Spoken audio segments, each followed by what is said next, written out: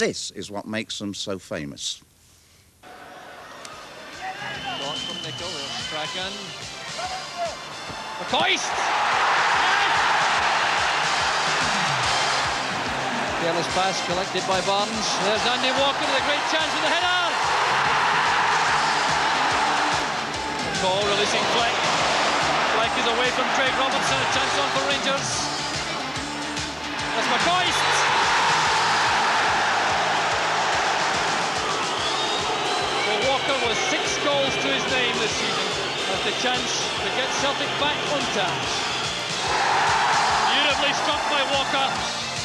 Durrant gets a second chance to find Ali McCoist, a chance for the second.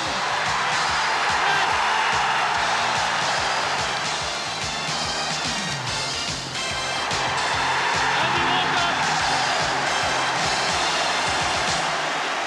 We asked you, all of you still at school that is, to write in and put your questions to the pair of them. Well, not surprisingly, we were overwhelmed.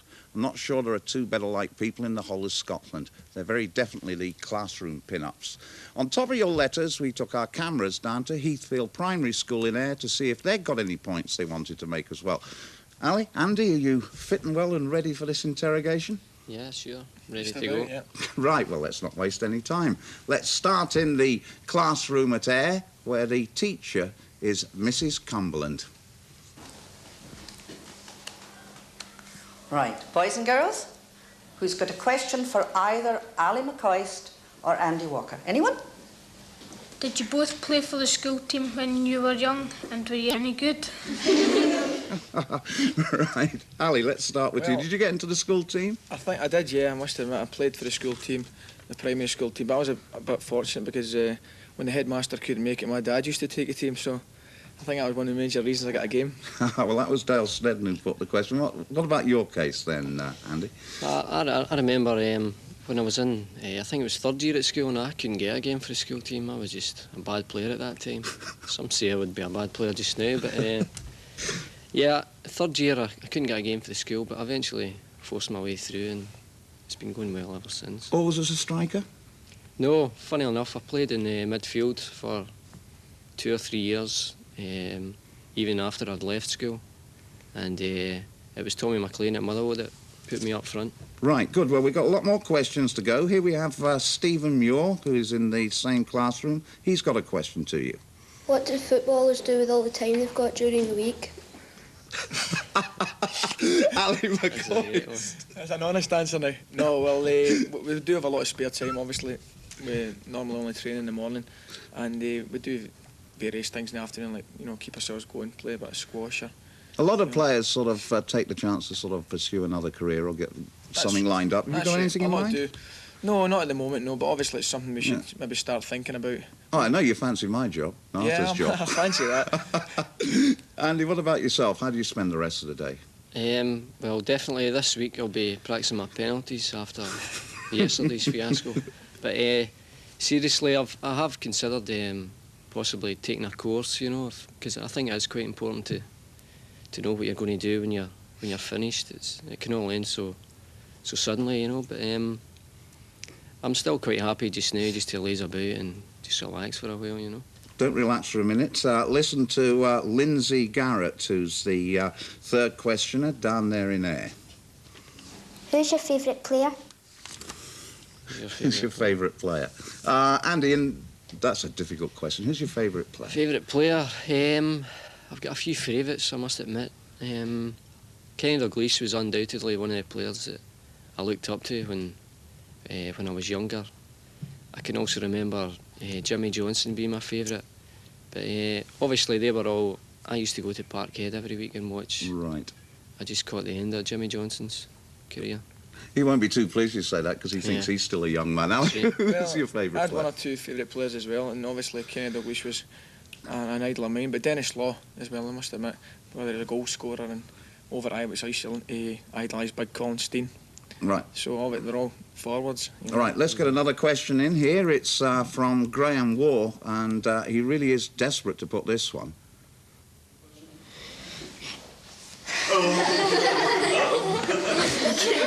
There's a big chance. Well, I thought that was a question coming up there. I think he's got his act together now. Watch this. We quietened him down. He's ready this time. Does a big crowd encourage or distract you? Does a big crowd discourage or distract you? Andy, I would imagine all players, the bigger the crowd, the better, surely. Yeah, of course. I think the bigger the crowd, I think it helps, well, personally for me, it helps my concentration, keeps you on your toes, and you're more liable to get the ball under control and not be so lax, you know. Right, 100,000 watched you in Kiev. Was that the biggest crowd you played in front of, Andy? It was, Ian, yeah, definitely was. But it was a funny atmosphere there. I mean, we played, as you say, in front of 100,000, and we went out there to do a job, and we did it. But we came back to Ibrox, and the crowd was only 40. I think it was 44 and a half. Obviously, it was a sellout. But the noise that night, I've never heard anything like it in my life. Yep, it certainly was some night. We can go to our next questioner, another wee girl. This is Kerry Brown down in Ayr. What do footballers eat before they play in a big match? What's your pre-match meal? Ali? Well, our fish supper's definitely out. Usually about 12 o'clock we have something to eat. Maybe it's very light though. No, obviously no chips or anything like that. Just maybe a piece of fish or some eggs. Same with Celtic? Well, we don't. We're just left to our own devices before games. Personally, I have just have something very light again, tea, toast, a bit of jam maybe, you know, nothing heavy at all. Right. What about Saturday night after the match? Saturday night it's chinkies and stuff. Right, Stuart McCulloch's got a question here for you. Chinkies indeed. What do you think when your goalkeeper lets in an easy goal? What do you think when your goalkeeper lets in an easy goal, Ali? Probably the same as he thinks when I put an easy header over the bar. You know, it's we've both got jobs to do, and if he makes mistakes, same as we make mistakes. Yeah, I think it's a bit unfortunate for goalkeepers, you know, if they make a mistake, it always tends to be highlighted, you know, whereas we've always got a chance to maybe stick another one in the net, you know. OK, George McNaughton from Heathfield Primary has the next question. How do you prepare for a game on match day? What time do you get up, Andy, on match days? I'm ashamed to admit it, I'm a lazy boy match day. I got up maybe about 11, 11:30, and it's just a matter of getting the suit on, tea and toast, as I say, and then that's me. What time do you go to bed on a Friday night? Friday night's very lazy, just sitting in front of the telly, and I'll usually go to bed about 10:30, 11. Are you an early bird, Ali? Well, I usually just watch television on a Friday night, but I'm one of these people, I don't normally go to bed early, because if I go to bed early on a Friday night, I don't sleep 9 times out of 10. Right. Just tossing and turning, so I stay up, watch television, and then just go to my bed then, get up in the morning and go over to the ground. And I'm always last ready, that's one thing. Big Terry Butcher's forever shouting at me, get ready, you 2:30, I'm still getting the gear off and things like that. Right, well, that was just one class in one school, but they've been writing to us up and down the length and breadth of the country. Let's start with two 13-year-olds, Heather McNichol and Angie MacDonald from Deanswood Park in Livingston. I must say, it's nice to see so many girls taking part in this. Where does Ali go for his clothes and to get his hair done? Do you get your hair done? Not for a while, badly needing done. Well, for my clothes, I usually just use wee Ian Durrant seconds. He gives me stuff that he doesn't use so much. Him and I do a bit of shopping, and we're going to Glasgow and have a shop around. Right, Andy, you're very smartly dressed, if I may say so. Yeah, this isn't mean. It's not mean at all. For my clothes, I'm not really a big time clothes man. I usually just go in with my wife Karen. We just do our shopping together, and she'll pick her clothes and I'll pick mine. And right. No big deal. Let's take another letter from, this is from Wishaw, and it's to Andy. How do you feel about filling the shoes of Brian McClare, who had such a brilliant season before his transfer to Manchester United? And it's a plea from the heart, this one. Robert McKean, aged 12. I'll let Ali answer it. How do you score goals like you do? I play for a team called Halbeath Colts. Every time I go surging at a defence, I just can't seem to get the ball in the net. Ali, how do you do it? Well, I don't know about that. I think I was quite lucky. Obviously, young Robert couldn't have been at the game yesterday because he had 1 or 2 abysmal misses. But things are started off quite well just now, and really, I don't think you can teach it into a lot of people. It's maybe an instinct, you know. A lot of youngsters ask the same question, so what I've done is I'm going to put them to the two boys rather than name names, because that's going to take up too much time. We're running out of it. Ali McCoist, what was the best goal you have ever scored? Best goal ever scored, I don't know. I think all goals give you a lot of pleasure. But I think maybe the one against Hearts last year gave me a lot of pleasure.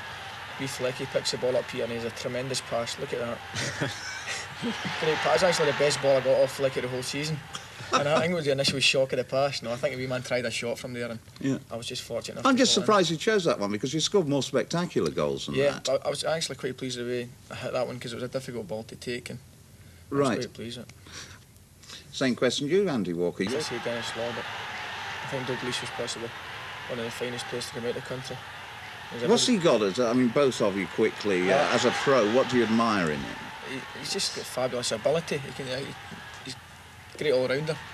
I think the amount of spectacular goals that he scores is great, unbelievable, but I don't think he's got any weakness in his game, you know, he's got everything. Right, the last question that people wanted to know was, who would you most like to have playing alongside you? If you can pick anybody at all, Andy Walker. Well, whenever you talk about football, it's always the Brazilians that spring to mind, and for Andy Walker to have played alongside Pelé would have been a feat. I would have enjoyed that. Certainly, Pelé was just a master, I think. People could then say, who's that guy playing alongside Andy Walker? That's right, yeah. No, it's brilliant. In a word, Ali, your favourite? It's a hard question. Obviously, the main thing is I'm playing every week. I'd quite happy if it's only I'm pulling the number 9 jersey. But I'd like, obviously, Dalglish would have been. Right. I'd love to play up front with Kenny Dalglish. Well, you both had tremendous starts to the season and a lot more football to come. Good week for both of you involved with Scotland. Thanks for coming in. Thanks for answering all the kids' questions. Been a lot of fun. Pleasure. Thanks a lot.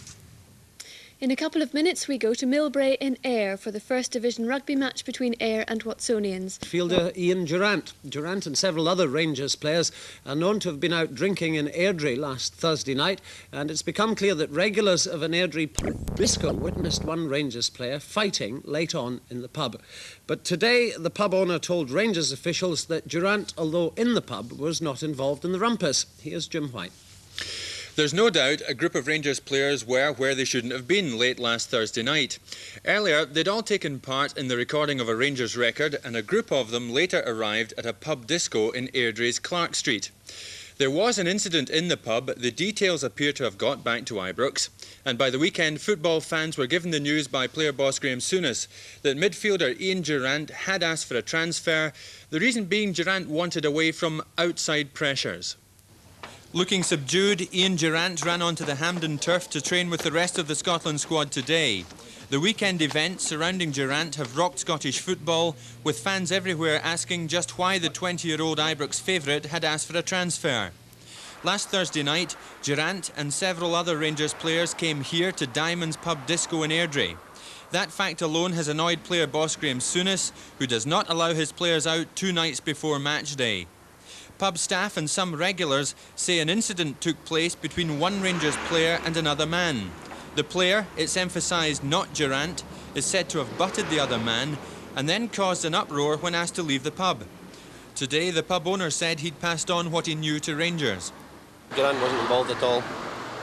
So what happened? I've already spoken to Rangers about that and they know what happened. As far as I'm concerned, it's finished with. Were any other Rangers players involved? As I said, I've already explained the situation to Rangers. What now? Do you think Ian Durrant will be vindicated? That's what you would hope for anyway. Well, the boy was innocent. The boy wasn't involved in it at all. How do you look back on this? A storm in a teacup? Very much so. I think everybody's blown it away out of proportion. Today, Durrant was forbidden to talk about club matters by Scotland coach Andy Roxburgh. It's not yet known whether the player will be selected by Roxburgh to play against the Belgians on Wednesday. Rangers play Old Firm rivals Celtic this Saturday, and it's expected then that supporters of the Ibrox club will mount a Durrant must stay campaign in a bid to end all talk of a move elsewhere for the player. Meanwhile, Durrant apart, what of Scotland's European Championships match again this Wednesday against the Belgians?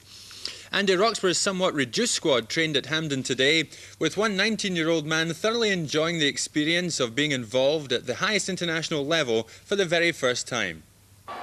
Not only has Derek White defended well for Celtic so far this season, he's scored for the club too. This one in the UEFA Cup against Borussia Dortmund, though it wasn't enough to see his side through. Last week, young White's club efforts were rewarded with a call-up to the Scotland senior pool, and today he trained with the rest of the squad at Hampden. In fact, I'm over the moon. That's an understatement, you know. Just a shock when he called me in. Couldn't believe it. I thought it was a wind-up at first, and the gaffer said to me, couldn't believe it, you know. You must be very pleased with the way you're playing at the moment for Celtic. Could always be better. I mean, could always improve on your performances. I'm doing not bad. Scored a couple of goals, which makes a change for me. I'm quite pleased now, aye. What would it mean to you, Derek, to play on Wednesday night? Oh, it'd be an added bonus. It'd be great, tremendous to play, but I'm just glad to be in the squad. That's the main thing. To get part with the boys and all that. It's a good thing for me. You're in the squad now. Will it be difficult to stay there, do you think? Oh yeah, there's a lot of good defenders about. I think there's a few injuries and that, but I'm just glad to be involved. You know, I think hopefully. Players is alleged to have butted a customer. The owner says the Ibrox star Ian Durrant was not involved, but he hopes disciplinary action will be taken against the player at the centre of the brawl. Billy Wilson, a former Albion Rovers manager who now owns the Diamonds public house in Airdrie, is refusing to disclose the player's name to anyone other than those at Ibrox. I spoke to Walter Smith, who I know very well, and I explained to him exactly what happened. The matter's now in hands of Rangers. What actually did happen? It was just a slight incident. There was nothing big. Everybody blew it up. There was nothing big. Slight incident. The Diamonds public house is a frequent meeting place for professional footballers. One night last week, it's claimed that as many as 20 players were said to be relaxing in the disco, which is open until 2 most mornings. But the arrival of some Rangers players last Thursday night created more than the usual interest. Well, I think it's common knowledge that everybody knows that Souness has got a two-day match, not going out to social clubs and nightclubs, and there's not any question in my mind if that's the rule at Ibrox. They shouldn't have been out. What sort of pressures do you think young professional footballers face? I don't think it's so much pressures. I think it's just the experience they lack, and I think that's the job of the experienced players to advise them and show them the way. Mr Wilson says his customers are usually well behaved, although the Rangers player involved in Thursday's brawl will not be made welcome in future. Officials at Ibrox are refusing to discuss the incident. The European Championship group has become a straight race between the Republic of Ireland and Bulgaria. Last night, the Scots ended Belgium's interest in the tournament with a confident 2-0 victory at Hampden. Meanwhile, the Charlie Nicholas saga continues. He's not going to Toulon, and at the moment, it seems he's not going anywhere. Here's Jim White. And more on Nicholas in a moment. First, that solid Scottish performance against the Belgians last night. There was little else but pride at stake for the Scots, but the Belgians were still in the championships and were looking for a win. But the Scots dumped the 4th-ranked team in the world with 2 goals, 1 each half. The first from Ali McCoist, following a tremendous lead-up which must have involved more than a dozen or so passes. Then 9 minutes to go and a classic from man of the match Paul McStay. McStay, who played magnificently throughout, hit a delightful shot past Belgian keeper Prudhomme. And Scotland's next European Championships outing will be in Bulgaria on November the 11th. The Scots were also well served last night by young Ian Durrant, the Rangers man at the heart of some considerable controversy with his club. Following a bust-up with player-manager Graham Souness, after Durrant and others were discovered in an Airdrie night spot, the youngster was reported to have asked the club for a transfer. Now it seems peace is breaking out. After a cooling-off period all round, Durrant now looks set to stay at Ibrox, but there's no doubt he'll have to change his ways. He's repeatedly found himself in trouble with the club and appears to have violated the in-house code of conduct on more than a few occasions. Last season alone, I understand Durrant was fined a total of £4,000 for a variety of breaches. Meanwhile, what now for Charlie Nicholas? As we reported last night, Toulon were suspiciously slow to come forward, with the £650,000 fee being demanded by Arsenal, and in the end the deal fell through. Yeah, eventually caught up with them. The media waited for Davy Cooper on this, the launch day of his new book, but Davy was waiting for them in the wrong Glasgow hotel. He turned up half an hour late and immediately put his name to the book of his football experiences. True Blue is the story of the player's football life, and clearly at Ibrox, the fans are a big part of Cooper's love affair with Rangers. They're special to all the players in at Ibrox. We want to win for them more than anything else, so I've had a good relationship with them over the years. You've got a great deal of experience, obviously, Davy. Do you think there is extra pressure these days on the youngsters in the game? I think so. I think more so with Rangers and Celtic. I think there is pressure on all youngsters, but if you play for Rangers or Celtic, one of the 2 Glasgow clubs, they're always going to get pressure with outside things in the game, but the boys will come through it. He's had 10 seasons at Ibrox and is thrilled to be part of the new regime created by Graham Souness. How does Cooper see his own future? I don't have a clue. I'm hope to have another couple of years left kicking the ball about, but I don't know after that. And while David Cooper was talking about his love of Rangers and the club's fans, the same supporters were queuing in their thousands out at Ibrox. It was the same old story, really. Too few tickets and too many fans. For dozens of Rangers fans, it had been an all-night wait outside the club's ticket office at Ibrox. On sale today, the club's remaining allocation for the Skol Cup Final against Aberdeen on October the 25th, and more immediately for next week's European Cup first leg tie against Polish club Górnik Zabras. Around 15,000 tickets were on sale altogether, and long queues extended for hundreds of yards around the back of the stadium. As tickets were strictly limited per head, one fan who'd come over from Northern Ireland to buy up an allocation for his supporters' club was to be disappointed. I'm looking for about 100 tickets. 100 tickets for the Skol Cup Final? For the Skol Cup Final, yeah. And you obviously can't get that amount? I can't get it. I've been informed we can only get 2 tickets for the game, and I flew over this morning at £96. What are you going to tell your fellow supporters back in Northern Ireland? Just tell them I can't get them, and that's it, I think. The club is guaranteed a sellout for the Górnik match, and the allocation for the Skol Cup Final is certain to be taken up in full too. But clearly the wait in the rain today is bound to end in disappointment for dozens of fans. Finally, it's Olympic year next year, and today... The big match turns sour. X-certificate action between Rangers and Celtic. The DOC considers the health of English football and says they're not well enough to return to Europe. Extended edition of Scott Sport. In the next 90 minutes will bring you the many different faces of sport, the good, the bad and the downright unbelievable.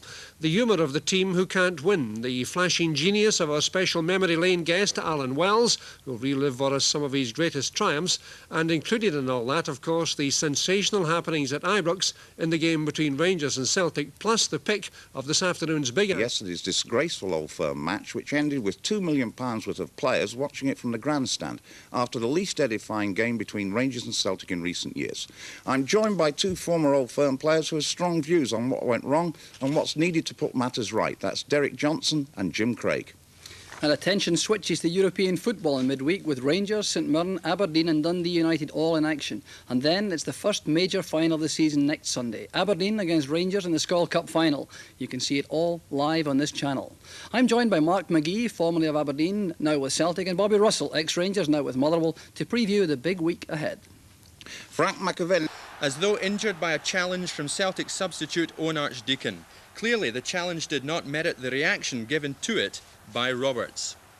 And so the SFA tonight awaits the match referee report from Jim Duncan, but it seems certain the events of Saturday will lead to the association taking disciplinary action against both clubs. For the record, there were 62 arrests on Saturday, all for alleged minor offences.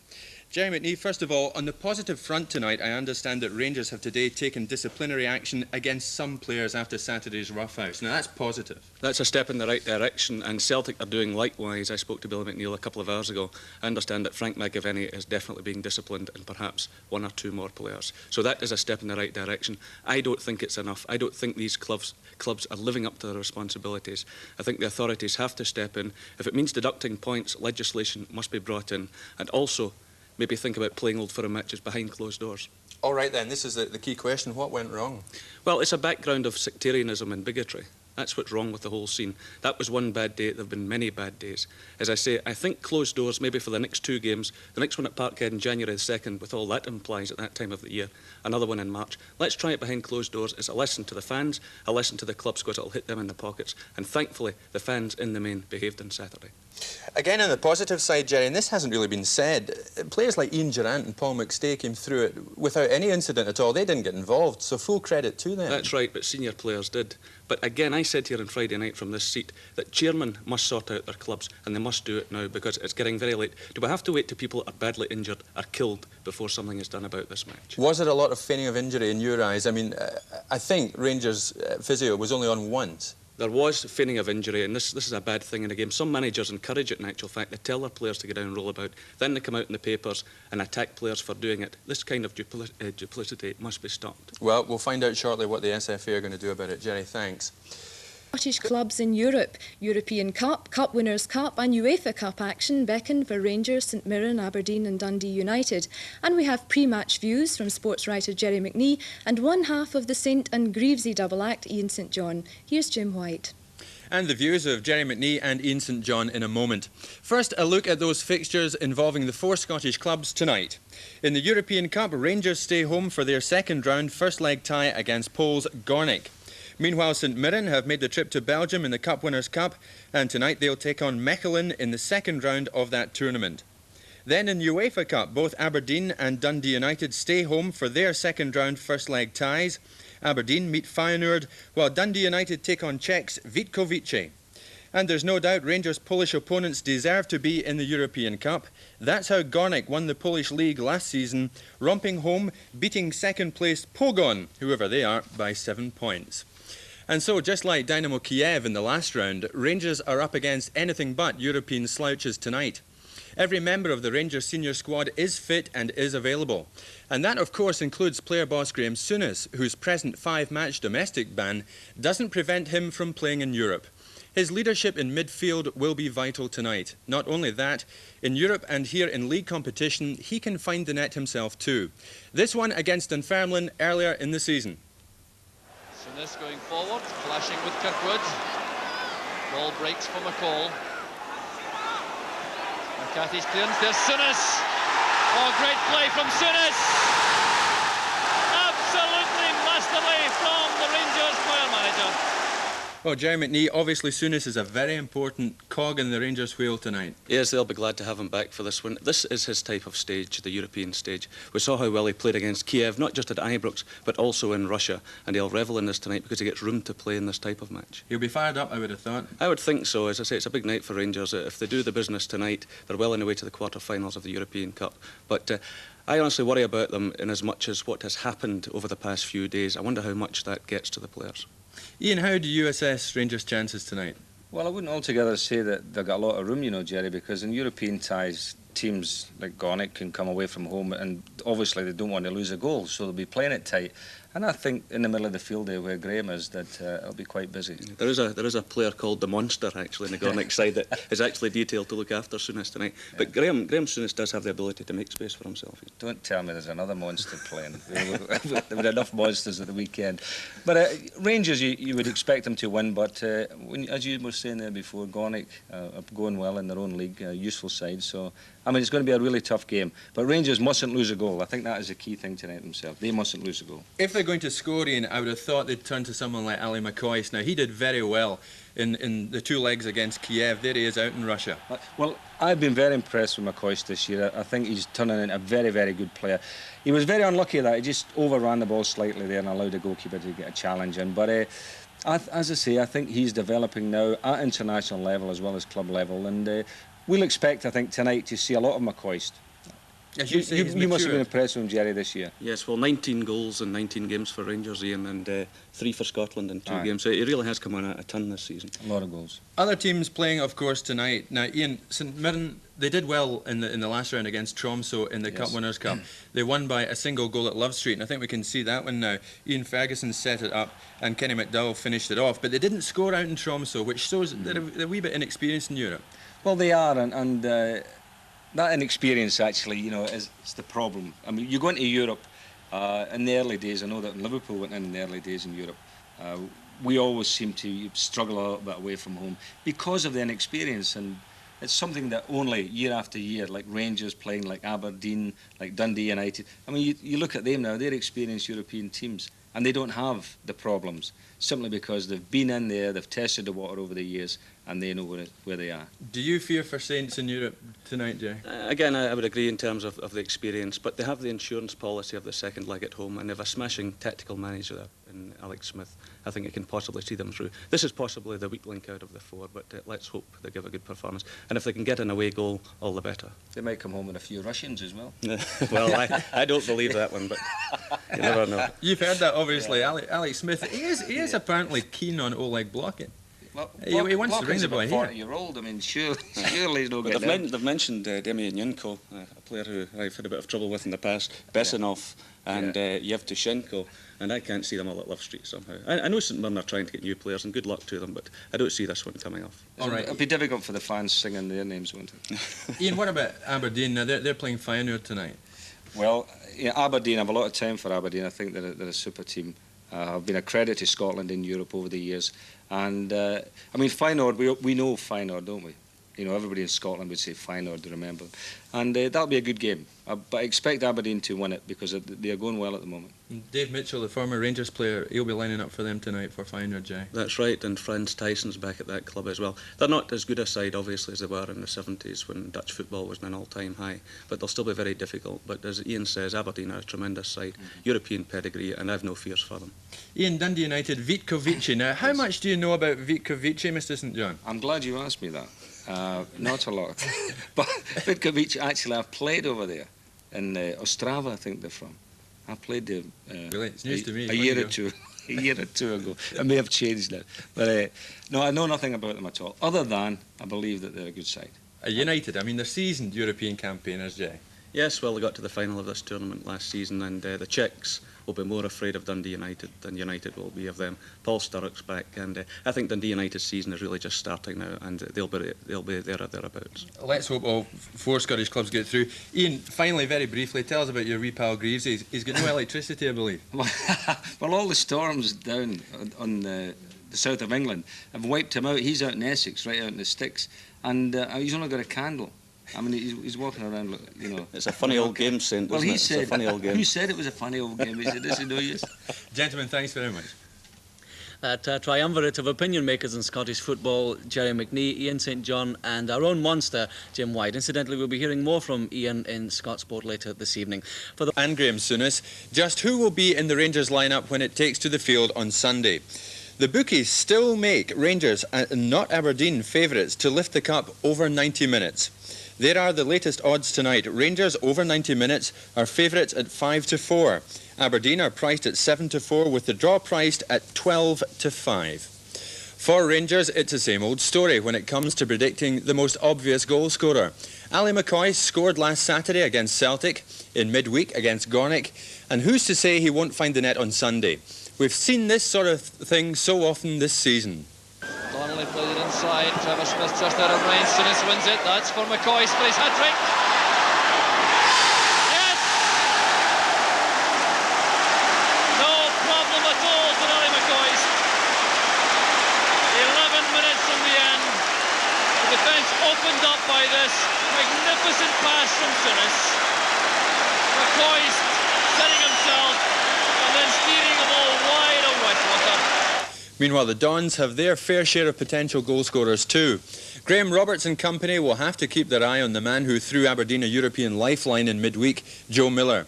In September, his late strike gave the Dons a vital league point. Here's Hackett. He has Hewitt ahead of him. Far post ball, it finds its way to Joe Miller, a chance for the equaliser. Yes! Joe Miller has done it for Aberdeen. The last minute of the match, McKnight is beaten. The Celtic defenders can't believe it. And just look at these Aberdeen fans. Right, the Skol Cup Final thoughts of sports writer Jerry McNee in a moment. Before the Hampden final, though, a busy Premier League programme. Rangers. Well, I tipped them at the start of the season. I didn't know they'd be without so many significant players. But yes, I will stand by them. I think they've got a strong squad. Let me just say this as well. It's a day where players must behave themselves, and there's an extra special responsibility here. Young fans are being taken along. There's a family enclosure for the first time. Parents are taking their children. This is a great act of faith in the game, and I hope the senior supporters who go along will watch their language, sing the good songs, support their team and sing the good songs, but remember, there are children. This is the new generation of fans. Look after them and encourage them. The big question is who's going to play in goals for Rangers? Even I was waiting for the call today. Well, Nicky Walker seems to be making progress in his injury now, but it wouldn't surprise me if Rangers pull a rabbit out of the hat here. They've got till noon tomorrow and anything could happen, but certainly Nicky Walker seems to be heading in that direction at the moment. What about the Dons? The Dons are a smashing team, and they'll have no fears about coming to Hampden. They've shown Rangers and Celtic at Hampden over the years that they can more than match them. It'll be a very tight game. Remember, it goes to extra time and penalties, so a result on the day. And 55,000 Rangers fans have bought tickets for this match. I think Rangers can take a lot of pride in that, and let's hope the supporters do well by them. It's a 74,000 sellout, despite the fact it's live on this channel. I think that's great for football. I was stopped in the streets a couple of times today, Jerry. A couple of Rangers supporters wanted to know, Jan Molby, is he for Rangers? Well, Liverpool have got 9 midfielders at the moment, and they're looking to offload players. Graham Souness has £500,000 burning a hole in his pocket at the moment. Money taken in against Celtic last week, against Gornick, and a big purse coming again from the Aberdeen game. So look out for another Rangers signing. Jerry, thanks. Finally, the capacity crowd of 74,000 will see Graham Souness bid for his third major trophy as manager of Rangers, while Ian Porterfield attempts to win his first for Aberdeen. It's a final confrontation which hasn't been witnessed this decade. We're virtually 3 minutes into injury time. McLean with us, all the big men up. Derek Johnson, Colin Jackson. There's Jackson going for it here. Their last League Cup final meeting 8 years ago was contested by sides looking quite different from today's. And for Aberdeen manager Ian Porterfield, Sunday's is his first final with the club. Well, I hope it's a very exciting game, a very good game for the supporters. And, we get the right result for Aberdeen. But it's always proved in the past that, the games between Rangers and Aberdeen have been very competitive. And I'm sure it'll be something similar on Sunday. Are you concerned that it might get over physical, as the Old Firm game did last week? Well, we don't want to get involved in these sort of things. We want to win, but we want to win fair within the rules. And, that's the way we approach our job at Aberdeen, and that's the way we'll continue to do it. It's nice to win, but it's nice to win in the right way. But Rangers are without their suspended manager, captain and goalkeeper. Can they reshuffle? Well, we have experienced players to bring in. We've got Richard Gough from Tottenham, who wasn't able to play Wednesday night. He'll come into the team. We shuffle around our pack a little bit. We've got players who have played cup finals to come in, so we're not short on that score. And there's considerable talk of bringing in the Everton substitute keeper. Any possibility of that? No, I don't think so. Aberdeen fans need no reminding that they had the last say against Rangers in the Scottish Cup final 4 years ago. McGee likes his position. It could be there. It is the winner. On Sunday, a single goal could also determine the destiny of the Skol Cup. That is the end.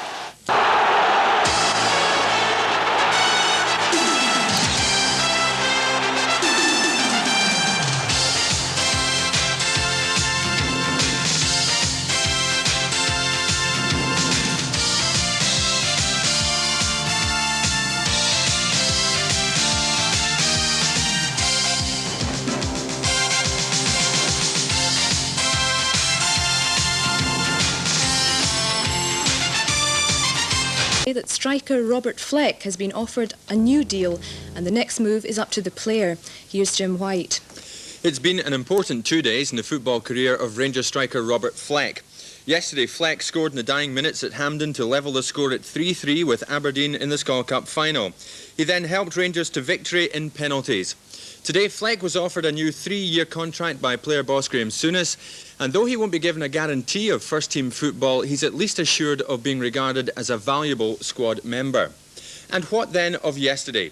72,000 at Hampden for the Rangers-Aberdeen Skol Cup final, and a feast of goals. It went to penalties, and Rangers came out tops. And here's Bett against Walker. Brilliantly finished by Jim Bett. 9 minutes into the first half, and Aberdeen take the lead. Roberts is dictating things. That's brilliantly struck by Davy Cooper. 21 minutes gone, Rangers have equalised. And a stunning free kick from Davy Cooper. Jimmy Nichols' header, here's Fleck. Durrant's header to McCoist. There's Durrant, a great chance for Rangers, and that was magnificent. Walter Smith relishes the moment, and well he might. Far post cross, Walker caught in 2 minds. Here's a great chance for Hewitt. Yes! 18 minutes left for play. Ian Porterfield comes off his bench as John Hewitt brings Aberdeen back to level terms. Now McKimmie stepping away from Cooper. Joe Miller back to Bet. Towards Faulkner! Willie Faulkner's header and Aberdeen are ahead! Bet's header, there's no one up for Aberdeen, they're all back defending as Nicol returns it. Roberts with the header, there's Ian Durrant and Fleck!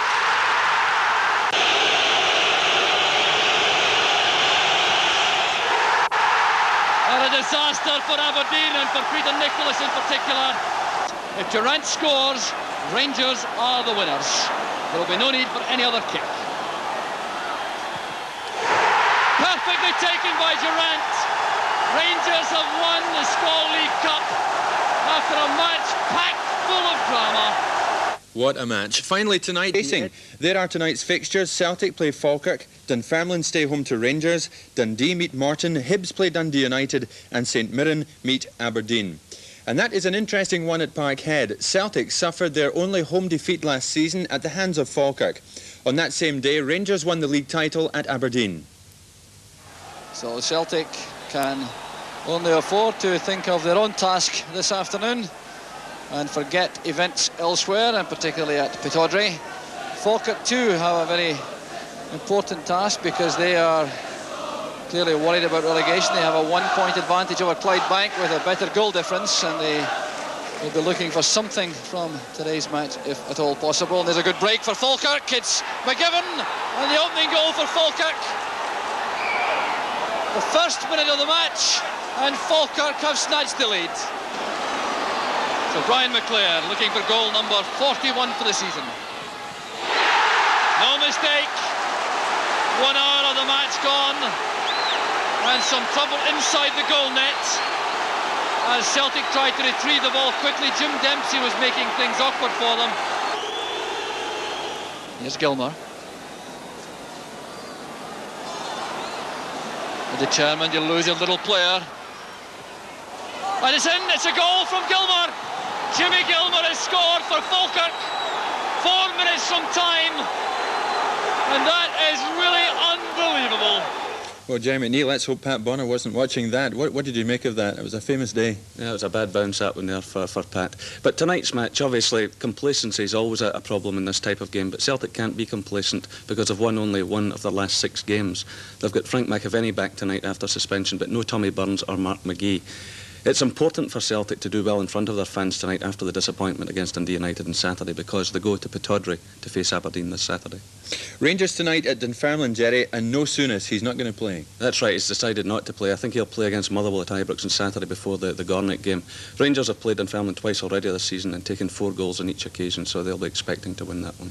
He was down last night at Manchester City and Nottingham Forest, I believe, to see Neil Webb. That's right, and Stuart Pearce also is under the microscope. And you can look out for Rangers spending more money, especially next week. If they get through against Gornick, the chequebook will definitely be out again. Tonight, a brief prediction on that one, Dunfermline Rangers? Sorry to disappoint our old pal Jim Leishman, but I'm going for Rangers and I'm going for Celtic at Parkhead. Jerry, a bit of a stink today. Luxembourg apparently wanted to move the Scotland game for December the 2nd to France because they're worried about Scottish hooligans. A bit of cheek there from them, I would have thought. Oh, I think so. They did a lap of honour at Hampden when they lost 3-0. But this is only a bit of an old training session. We could play this in the middle of the Mediterranean. No one would bother. But UEFA have stepped in today and they've told the old burghers that they must play it there.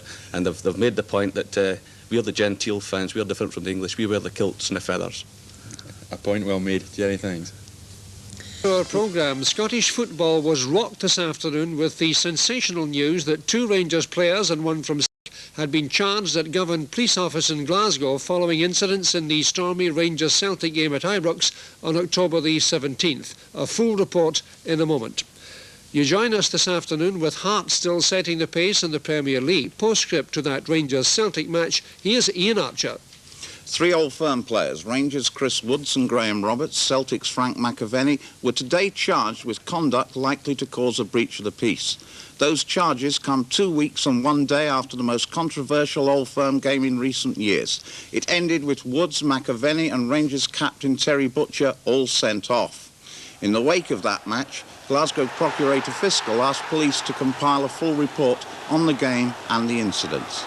Police, with a warrant, took Scottish Television's tape last week to look at it.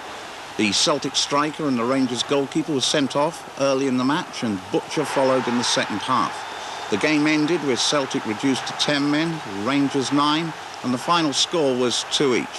Police interviewed match referee Jim Duncan before today's charges were made, and tomorrow the SFA will conduct its own inquiry into the match.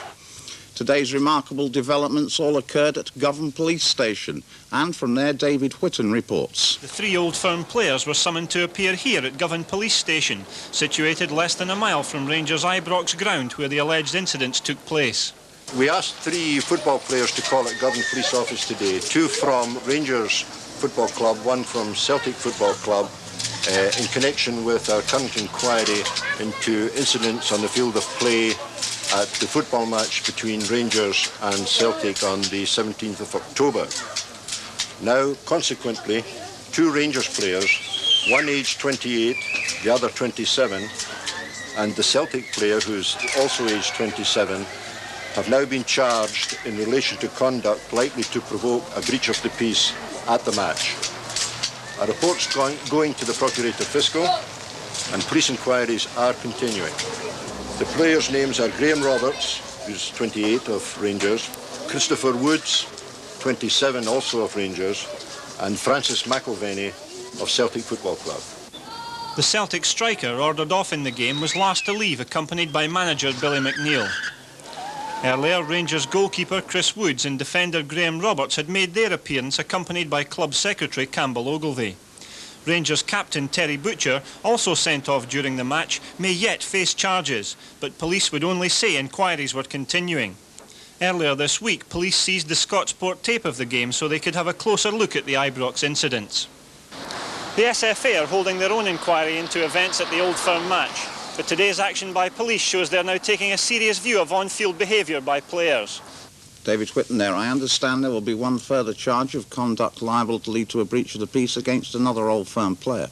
And tomorrow the SFA inquiry will also have in front of it an extended report from referee Duncan making new allegations about the game. It's a story that will be with us for months to come. It was populated with great players. You know, when you started off in international football, you know, Pelé was still young, Fontaine was scoring goals, Real Madrid were just coming into the great peak. It was a time of great footballers, wasn't it? We were all young then, you know. We were all young. In football, I mean, the war, I wasn't involved in the war, but the war had just finished and everybody was sort of getting back to a normal way of life. And the football in the 60s, I remember the great Real Madrid side and had the sort of pleasure of playing with Di Stefano and Puskas for the rest of the world. And that was a time when there were many great players in many countries, and it was a time where people enjoyed life. And that sort of went onto the football field, and really it was not a matter of winning, really. It was a matter of entertaining and enjoying the game. And if you tried your best, you know, and you come off the park and you've been beat, well, so what? And that's just how the supporters felt. A lot of the fans remember with pleasure the victory by Scotland in '67 at Wembley, just after England had won the World Cup. That's always nice to remember that. The annihilation of England. We absolutely annihilated them 3-2, you know. I mean, in Scotland doesn't matter, but we played magnificent. Well, Baxter. Yeah. Baxter was magnificent that day. And I remember him. I thought, what are you messing about there? He's like keeping the ball up in his left peg by the... I said, well, why don't we go on? Because the one thing I wanted really to do, every time we played against England, apart from beat them, I mean, that was for saying, was to give them a thrashing. I mean, a real thrashing. They give us many, but I wanted to give them a real thrashing. I thought on that day, this is the day that we could. But Baxter started messing about. But we had a few shandies after in London somewhere, I can't remember. I'm sure it was a good night. Dennis, even allowing for the distance that nostalgia lends to every view, I wonder if you feel that the modern game is changing or has changed. They have got to entertain people on the park, and by doing that, they've got to play positive football, attacking football, goals. Dennis Law, for me, completely unforgettable. Sunday saw the first major trophy in domestic football go to penalty kicks. Aberdeen against Rangers in the Skol Cup Final. It was live on Scottish television, but still 74,000 sellout. Everyone, including me, was spellbound. This one for Faulkner to chase. He's free of the Rangers' defence. And down goes Willie Faulkner. That is a penalty kick. And here's Beck against Walker. Brilliantly finished by Jim Beck. Roberts is dictating things. That's brilliantly struck by Davy Cooper. Jamie Nichols' header. There's Fleck. Durrant's header to McCoist. There's Durrant, a great chance for Rangers. And that was magnificent. Far post cross, Walker caught in 2 minds. Here's a great chance for Hewitt. Yes! Now McKimmie stepping away from Cooper. Joe Miller back to Bet. Towards Faulkner! Willie Faulkner's header and Aberdeen are ahead. Bet's header, there's no one up for Aberdeen. They're all back defending as Nichol returns it. Roberts with the header. There's Ian Durrant and Fleck.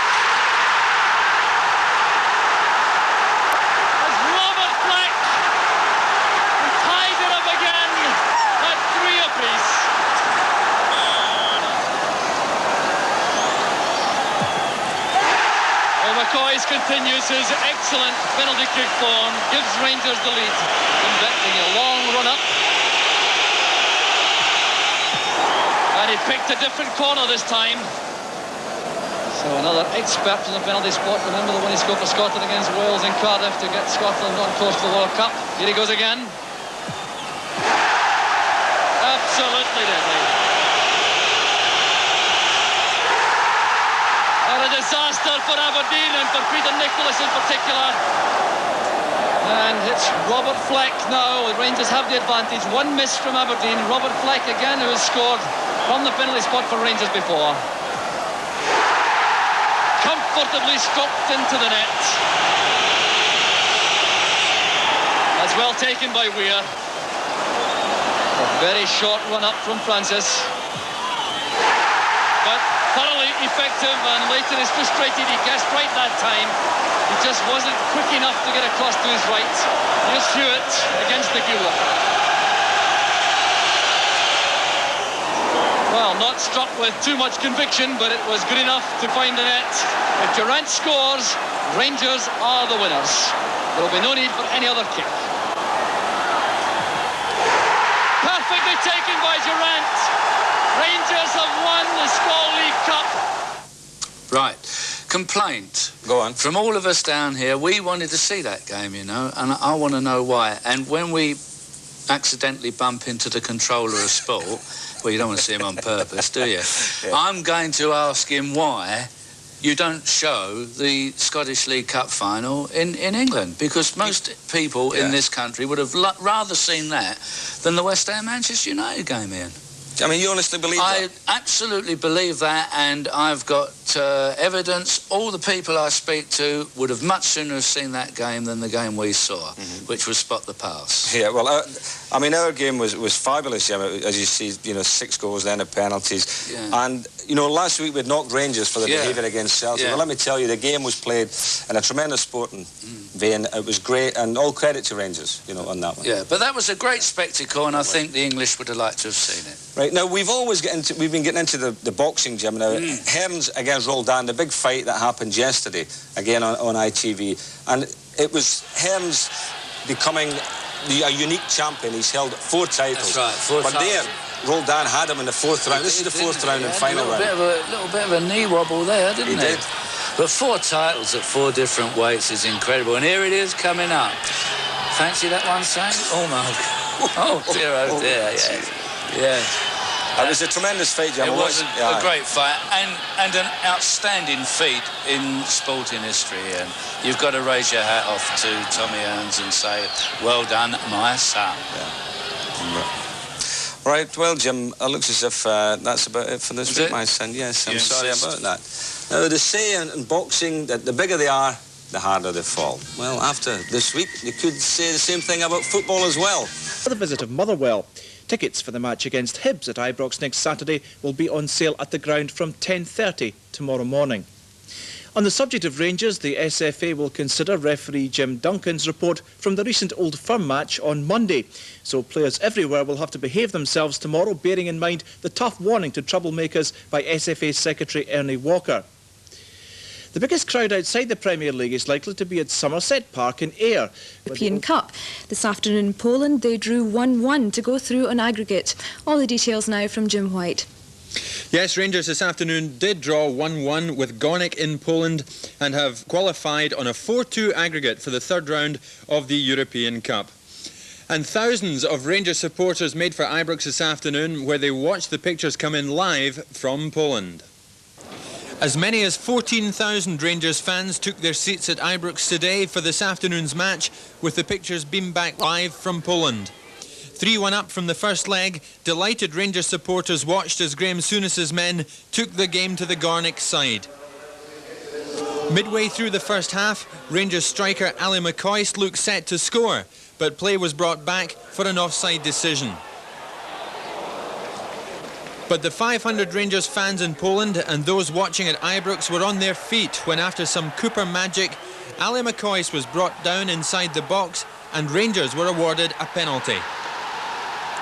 McCoy stepped up himself to score and Rangers were 4-1 up on aggregate.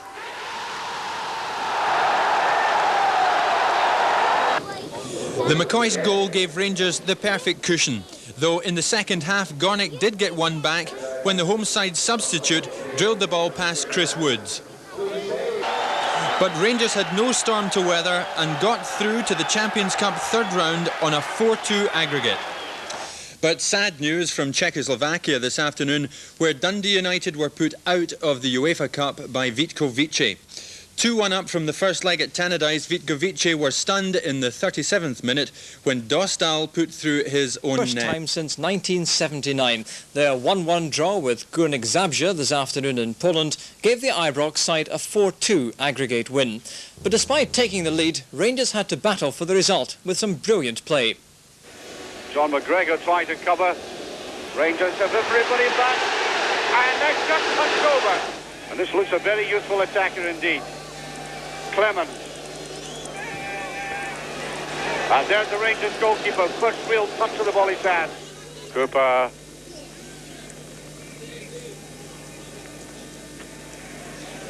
Oh. At his best tonight. It really is. Is McCoist with a chance? That looks like a penalty. It is. It's a penalty kick. 1-0. Roberts again. Bit slack. Oh, that's a great goal. They're back in business. And here's McCoy on his own, looking for a little bit of support. There it comes. Here's Cooper. Here's still Cooper. And it's just passed. Oh, it's off the crossbar. Butcher tries to get there.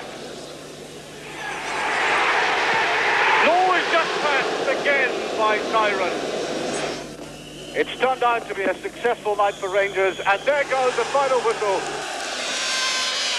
So a tremendous away performance takes Rangers into the last 8 of the European Cup. But sadly, Dundee United... In our European football highlights in Poland, where Rangers carried Scotland's European Cup hopes and a 3-1 first leg lead. Tonight, it really is. Is McCoist with a chance? That looks like a penalty. It is. It's a penalty kick. 1-0. Tomorrow, the Eastern threat comes in the form of Hibs at Ibrox. There's never any easy games. When you say expect to win, you're looking to get maximum points from your home games, but you're going to drop points at home. Tomorrow, we dropped points against Hibs last year. We got beaten by Hibs the second game of the season this year. So we've got a score to settle with Hibs. It's going to be a very difficult game for us tomorrow, simply because they have bought an excellent goalkeeper, in my opinion. They've got the new manager. They look to be stronger all round since the last time we played them, so it'll be a difficult game for us. Rangers dropped 4 points to Hibs last year through goals like this. Oh, Butcher let that go, and that's a goal. 1-0 for Hibs. A change of sport and... Points, not least, Jimmy, the charges against 4 footballers of Scotland following the Rangers-Celtic match. Now, the police have charged 4 players. Interesting one, isn't it?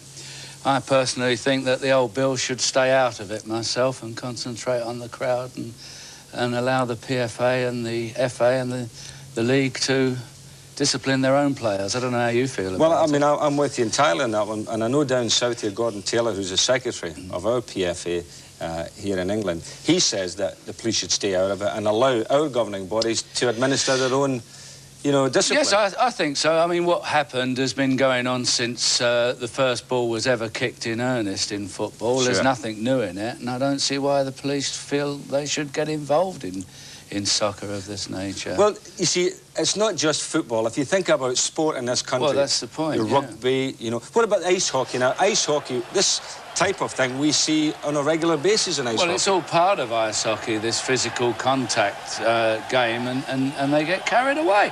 And soccer's a physical contact game, Ian. And, I mean, the greatest example was the rugby the other year with England and Wales. Sure. And that fracas, and Wade Dooley, who's a copper himself. I mean, he was banned from every club except a police representative side.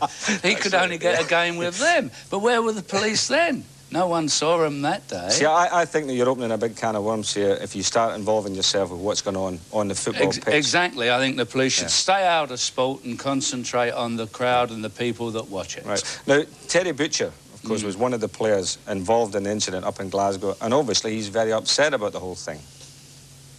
Well, I probably laid myself a bit wide open to criticism, some of the articles I've done and some of the games I've played in where I haven't lasted the 90 minutes. I mean, these things have left me wide open, really, and I can just hold my hands up and say, well, you know, I was wrong and I'm still learning. I mean, it is different up there compared to down south. I am much more in the public eye, so everything I say or do is tend to be picked up a lot more. I love Rangers and the fans, and I've got no quibbles against them at all. I mean, they're a fantastic club. The players are great and the fans probably the best in the world, or perhaps are the best in the world. So I've got no intentions to move down south at all. There's been a lot of stories in the press recently, of course, about this court case and about everything else which has arisen from that Rangers-Celtic game. It's all been supposition, really. I've not thought of moving down south. I've made no moves to get on the shuttle and come down south at all.